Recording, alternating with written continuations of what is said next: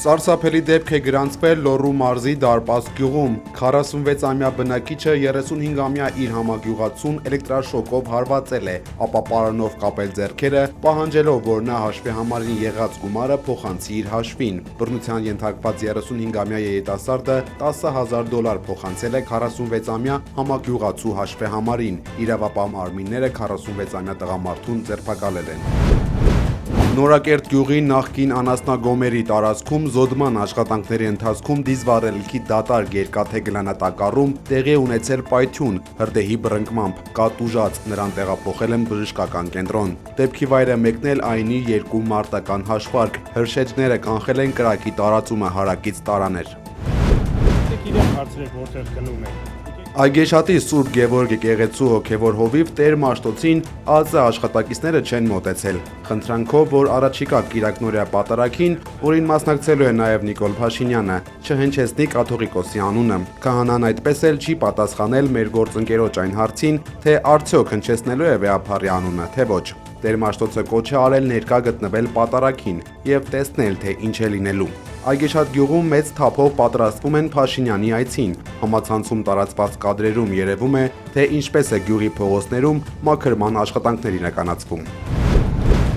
177 օր կալանավորված ազգային բարերար Սամվել Կարապետյանը Հայաստանում քաղաքական պատանդի կարգավիճակ ունի, հայտարարել է Գործարարի պաշտպանական խումբը։ Փաստաբան Արամ Վարդևանյանը պնդել է, որ քննչականն ու դատախազությունը գործում են համատեղ եւ չեն կարողանում մեկ փաստարկ ներկայացնել, թե Սամվել Կարապետյանն ինչու պետք է լինի կալանավորված։ Փաստաբանները շեշտում են, Կարապետյանի գործով տեղի է ունենում օրենքի եւ իրավունքի փաստացի ոչնչացում։ Բացառապես շինծու եւ մեղադրական թեկումով ապացույցներ։ Ու այն հարցադրմանը, որ օրինակ այս մարդուն ինչի չեք հարցաքննել, այն մարդուն ինչի չեք հարցաքննել, մեզ տրվող պատասխանը շատ ուղիղ է ու դիպուկ։ Չենք հարցաքննել, որովհետեւ մտավախություն ունենք, որ այդ մարդը հնարավոր է իօգուտ ձեզ է ցուցմունք տալու։ Մենք ինչի անունները կտամ հենց հիմա այդ հայտարարությունն արել է հենց քննչական խմբի ղեկավար Սպարտակ Պողոսյանը, որը ես իմ խորին համոզմամբ դա դուրս է վերջինիս լիազորությունների սահմաններից եւ նա նման կերպ քրեական գործ վարելու իրավասություն պարզապես չունի։ Խուզարկել են լեզվաբան փորձագետի տունը, որը ասել է Սամվել Կարապետյանի խոսքում կոչ, առավել եւս բռնության կոչ չկա։ Ազգային բարերարի պաշտպանական խմբի անդամ Արշակ Վարդանյանի համար նախ զարմանալի է այն, որ դատավորը խուզարկության կատարելու միջնորդությունը բավարարել է։ Քննիչները ենթադրել են, որ Սամվել Կարապետյանի փաստաբանական խմբի անդամ Ռուբեն Հակոբյանին մյուս փորձագետների տվյալները լեզվաբան փորձագետն է տվել։ Բացի այդ կանխորոշել է նաև մյուս հայտնի փորձագետների տված փորձագիտական կարծիքները։ Սամվել Կարապետյանի նկատմամբ հետապնդումները իրականացվում են հեծը խլելու գործընթացին զուգահեռ։ Փաստաբան Արամ Վարդևանյանը ընդգծել է, որ Սամվել Կարապետյանը քաղաքական պատանդ է։ Սահմանադրական դատարանում քննության առկա կարգավորումներով պետք է բանակցություններ լինեն փոխհատուցման վերաբերյալ։ Վարդևանյանին զարմացրել այն հանգամանքը, թե ինչպես է հնարավոր մարդու հետ բանակցել, երբ վերջինս ապօրինի կալանավորված է։ Սամվել Կարապետյանի դիրքորոշումը հստակ է։ Նրա հստակ դիրքորոշումը արտահայտվել է 2025 թվականի հուլիսի 4-ի ուղերձում, որտեղ հստակ նշել է, որ իշխանությունը ոտնձգություն է իրականացնում մայրաթորի նկատմամբ։ Վարդևանյանը նշել է, որ իրենք դիմում են ներկայացրել, որ քննությունը իրականացվի բանավոր ընթացակարգով, սակայն Սահմանադրական դատարանը մերժել է նշված միջնորդությունը։ Հստակ հասկա է։ Հայաստանցիների 54%-ը դրական է գնահատում Սամվել Կարապետյանի գործունեությունը, հարցման տվյալները հրապարակել է Gallup International-ը։ Հեռախոսային հարցումներին մասնակցած 1001 քաղաքացիների 64.9%-ը Սամվել Կարապետյանին համարում է քաղբանտարկյալ։ Խաղաղություն եւ վստահություն միջազգային համաժողովին մասնակցում են նաեւ Ռուսաստանի, Թուրքիայի, Իրանի նախագահները, Կենտրոնական Ասիայի երկրների ղեկավարները։ Համաժողովի օրակարգում գլոբալ անվտանգության եւ կայունության ապահովումն է։ Առաջնորդները քննարկում են նաեւ տնտեսական ոլորտին վերաբերող հարցեր, մասնավորապես Հյուսիս-Հարավ եւ Արևելք-Արևմուտք տրանսպորտային միջանցքների զարգացման հեռանկարները։ Հայաստանի վարչապետը Եվրասիական միջկառավարական խորհրդի ընդլայնված կազմով նիստի ժամանակ անդրադառնալով տարածաշրջանային կոմունիկացիաների ապաշրջափակման թեմային դրական է գնահատել իր ադրբեջանցի գործընկերոջ վերջին քայլը՝ ռուսական եւ ղազախական ցորենի բեռները Ադրբեջանով անցնելու թույլտվության համար։ Хочу поприветствовать решение президента Азербайджанской республики по разблокировке транзита для грузов. Ցանկանում եմ ողջունել Ադրբեջանի Հանրապետության նախագահի որոշումը Ադրբեջանի տարածքով դեպի Հայաստան ուղղվող բեռների տարանցման ապաշրջափակման վերաբերյալ։ Սա նշանակալի ձեռքբերումներից մեկն է մեր տարածաշրջանում խաղաղության և կայունության հաստատման շրջանակներում։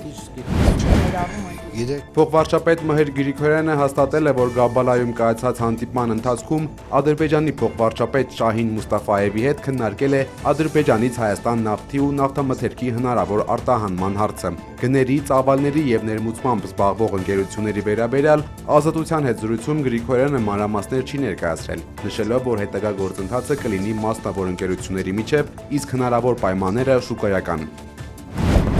Վերաքննիչ վարչական դատարանը մերժել է Երևանի ավագանու բողոքը, վերահաստատելով, որ կարմիր գծերի թանկացումը ոչ իրավաչափ էր։ Facebook-յան էջում գրել է փաստաբան Վահե Գրիգորյանը։ Նա նշել է, որ գործը վերաբերում է 2025 թվականի սահմանված եւ ոչ իրավաչափորեն թանկացած սակագնին։ Փաստաբանը հիշեցրել է, որ ավագանու անդամները բողոքարկել են Երևանում թե 2024 թվականի, թե 2025 թվականի ավտոկայանատեղիների վճարների թանկացումը։ Վերաքննիչ դատարանի որոշումը օրինական ուժի մեջ է մտնելու հրապարակվելու օրվանից 1 ամիս հետո։ Երևանի քաղաքապետարանը պատրաստվում է օրենքով սահմանված ժամկետում բողոք ներկայացնել վճռաբեկ դատարան։ Լրատվամիջոցներին հայտնել են քաղաքապետարանից։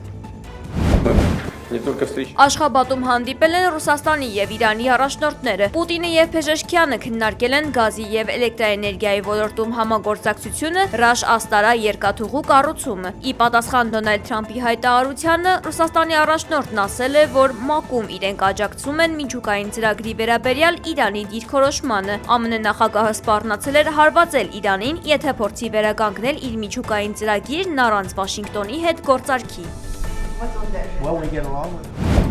Վլադիմիր Պուտինը Աշխաբադում հանդիպել է նաև Թուրքիայի նախագահ Ռեջեփ Թայիփ Էրդողանի հետ։ Մոտ 40 րոպե տևած բանակցությունների ընթացքում ըստ Կրեմլի խոսնակի քննարկվել են ռուսական սառեցված ակտիվներով մեծածավալ խարդախություն իրականացնելու Եվրամիության ցանկությունը։ Անդրադառնալով միջպետական հարաբերություններին, երկրների առաջնորդները նշել են, որ դրանք զարգանում են բոլոր ոլորտներում, ինչպես նաև մտքեր են փոխանակվել ուկրաինական հարցի մասին։ Ռուսաստանի և Թուրքիայի միջև հարաբերություններում էական խնդիրներ չկան, շեշտել է Դմիտրի Պեսկովը։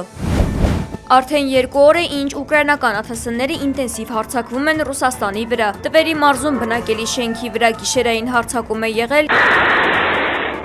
ինչի հետևանքով 7 մարդ է տուժել, այդ թվում 1 երեխա։ Մոսկվայի Շերեմետևո օդանավակայանում չվերթները ժամանակավորապես սահմանափակվել են, իսկ Սանկտ Պետերբուրգ քաղաքում երկրորդ օրն է խափանվել է բջջային ինտերնետի աշխատանքը, ինչը հանգեցրել է զանգվածային բողոքի։ Եվրամիության նախագահ Ուրսուլա ֆոն դեր Լեյենը հայտարարել է, որ ԱՄՆ նախագահ Դոնալդ Թրամփը չպետք է միջամտի եվրոպական ժողովրդավարությանը։ Ավելի վաղ Միացյալ Նահանգների ղեկավարը Պոլիտիկո պարբերականին տված հարցազրույցում Եվրոպան անվանել էր երկրների փտող խումբ, որոնք գլխավորում են թույլ մարդիկ։ Իսպանական քամիները դժվարություն են առաջացրել ֆրանսիական Paris Saint-Germain ֆուտբոլային ակումբը տեղափոխող ինքնաթիռի համար։ Կադրերում երևում է, թե ինչպես է քամին խոչընդոտում վայրեջքը։ Հմուտ օդաչուների շնորհիվ օդանավը բարեհաջող իջել է Բիլբաոյի օդանավակայան։ Միացյալ Նահանգների Կալիֆոռնիայի նահանգի բնակելի շենքերից մեկում հզոր պայթյուն է եղել, որի հետևանքով տուժել է 6 մարդ։ Պայթյունի պատճառը եղել է գազատարը։